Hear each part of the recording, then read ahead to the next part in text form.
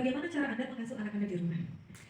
Memberikan pengetahuan kepada anak dengan pengasuhan positif bahwa semua kegiatan yang ada di jurnal ini wajib kamu lakukan, nak. Bukan karena disuruh Ustazah Erna atau Ustazah Dani, tapi karena ini adalah perintah Allah. Sekolah mengajarkan ini agar kakak menjadi anak yang taat kepada Allah dan Rasulnya. Balasannya bukan mainan, nak. Balasannya surga nanti. Itu yang ditanamkan kepada mereka. Pemahaman ini dulu ditanamkan kepada mereka. Jadi nanti misalkan ketika telat nih, misalkan bangun kesiangan, otomatis kan subuhnya kesiangan, Ustazah ya. Berangkat sekolah kesiangan. Berikan pemahaman, kakak, mama mohon maaf nih, hari ini kakak bangunnya kesiangan. Jadi setiap hari itu harus ada yang namanya evaluasi. Sebelum dia tidur malam, kan makan malam bareng. Setelah makan malam, nggak boleh mengevaluasi saat makan ya. Saat makan nggak boleh mengevaluasi. Setelah selesai makan, sebelum tidur, duduk dulu sama anak-anak, nonton TV. Kan nggak boleh langsung tidur setelah makan. Nonton TV atau di ruang keluarga ngobrol. Evaluasi. Jadi jangan langsung ditegur pagi hari tadi, evaluasi dulu. Kalau pagi dia bangun kesiangan, nah bangun kesiangan ya, segera mandi ya, nah nanti kita sekolahnya telat ya, nah segera mandi dulu. Jangan diceramahin pagi hari. Jangan. Nanti kita sekolahnya telat ya, nah ayo segera mandi dulu, nak. Segerakan dia mandi, segerakan dia ganti baju, segerakan sholat subuh, kemudian sarapan, berangkat sekolah. Kita mau marah, tahan dulu, jangan langsung bereaksi. Tahan dulu. Karena kalau kita bereaksi, kacau kegiatan yang lainnya. Biarkan dia menunaikan, karena telat ini tadi. Seandainya sampai sekolah dia telat, karena sanksi dan lain sebagainya, nggak apa-apa. Nah, kena sanksi, nah karena telat, nggak apa-apa ya. Ini adalah konsekuensi kakak telat. Karena bangunnya kesiangan, nggak apa-apa ya. Nah, oke. Jalani konsekuensinya, jalani sanksimu. Gitu, biarin. Evaluasinya malam, setelah makan. Yuk kita hari ini cerita-cerita sama bunda, jangan evaluasi bahasanya. Cerita-cerita sama bunda. Kita ingat lagi yuk, pagi tadi kakak bangun jam berapa? Apa yang terjadi di sekolah? Kakak terlambat. Terus kakak disanksi apa tadi? Terus sholat subuhnya bagaimana? Terus hafalannya bagaimana? Oh pagi nggak sempat hafalan ya karena bangun kesiangan. Dievaluasi. Ini tidak boleh terjadi lagi. Karena kalau terjadi bangun kesiangan apa nak dampaknya nak? Lambat mah masuk sekolah dihukum sama ustazah mah gitu ya, disuruh nyapu depan kelas karena telat misal. Jadi dia paham konsekuensinya. Bukuku ketinggalan karena aku buru-buru, aku nggak bawa minum karena buru-buru mah gitu. Jadi dia paham atas konsekuensi yang dia lewatin hari ini. Pahamkan bahwa itu sesuatu yang salah dan keliru. Boleh nggak nak besok lebih disiplin lagi? Bukan untuk mama, tapi buat kakak. Kakak akan jadi anak yang disiplin dan hebat ketika kakak bisa mematuhi ini. Mematuhi perintah. Bagus nih ada peningkatan, hari ini kita beli jajan atau beli tempat pensil. Nah, mama punya sesuatu loh buat kakak. Apa ya? Coba deh tebak di belakang rumah mama ada apa. Meskipun cuma wafer bego harga 5.000 ya. Dikasih pita kecil aja pitanya. Pita-pita nggak dipakai di sekolah, ditempelin. Tada, mama punya ini buat kakak. Mama mau mengucapkan terima kasih karena kakak 1 minggu ini, mama tuh bangga karena kakak 1 minggu ini tuh sholatnya selalu tepat waktu. Mama bangga dengan kedisiplinan kakak yang dipuji disiplinnya. Mama bangga dengan kedisiplinan kakak bangun pagi jam 5 langsung sholat subuh gitu. Mama mengucapkan terima kasih, bukan hadiah. Mama kasih hadiah, tapi terima kasih. Puji dia. Mama bangga dengan kedisiplinan kakak selesai. Yang dipuji adalah disiplinnya, bukan sholat tepat waktunya. Itu ya caranya seperti itu. Sudah di kelas, sudah pembukaan gitu ya. Doanya udah, nyanyi kayak tajak apa udah selesai. Ini tinggal masuk ke bukan inti, belum. Ini masih pembukaan. Pembukaan untuk menyampaikan tema hari. Jadi harus siap media, harus siap media. Misal hari ini video, misal nih yang gampang banget video. Teman-teman, hari ini kita akan bermain dengan Bunda. Bermain kita sambil belajar. Kita akan belajar sambil bermain. Nah, kita akan bermain tentang apa? Kita akan bermain tentang seekor hewan. Ini PPT, harus PPT dulu, jangan ke video, karena digitalisasi ya.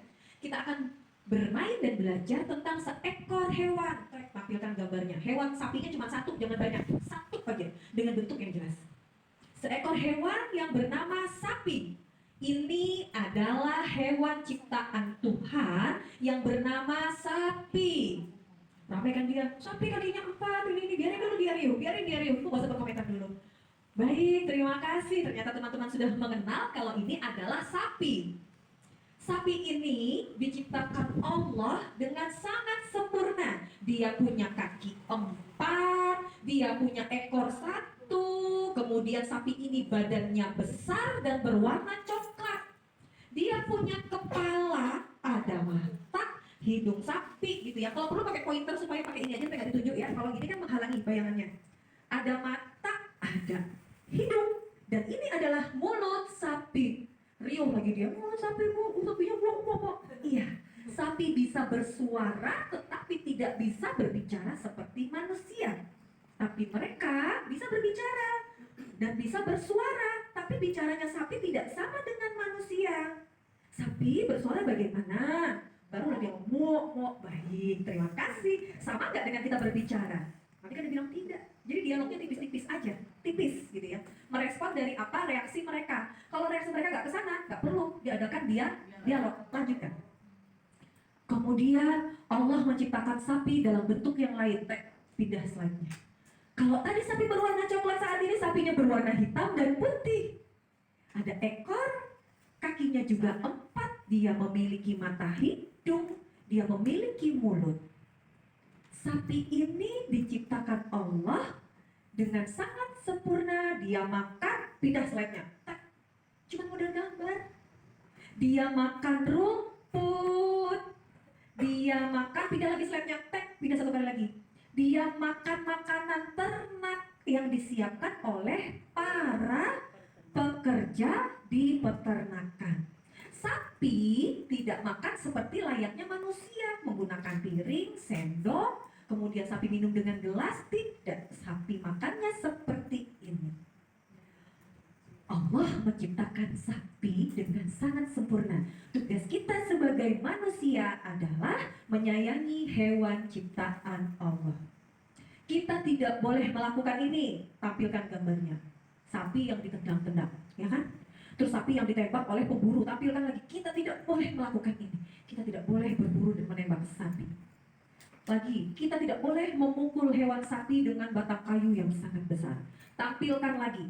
Kita tidak boleh melakukan ini. Apa? Melempar batu. Gambar anak-anak yang melempari batu kepada sapi. Dapat kok di Google ada. Ini tidak boleh kita lakukan. Sapi sebagai ciptaan Tuhan, kita manusia juga ciptaan Tuhan. Sapi ini berbahaya untuk kita ketika tampilkan gambar anak kecil yang bermain menarik-narik tali sapi. Ini berbahaya teman-teman. Jika ada sapi, teman-teman tidak boleh melakukan ini. Tidak boleh menarik tali kekangnya, karena lehernya akan sakit dan sapi akan menendang teman-teman. Sapi akan mengamuk mengejar teman-teman, dan sapi ini juga bisa menggigit teman-teman.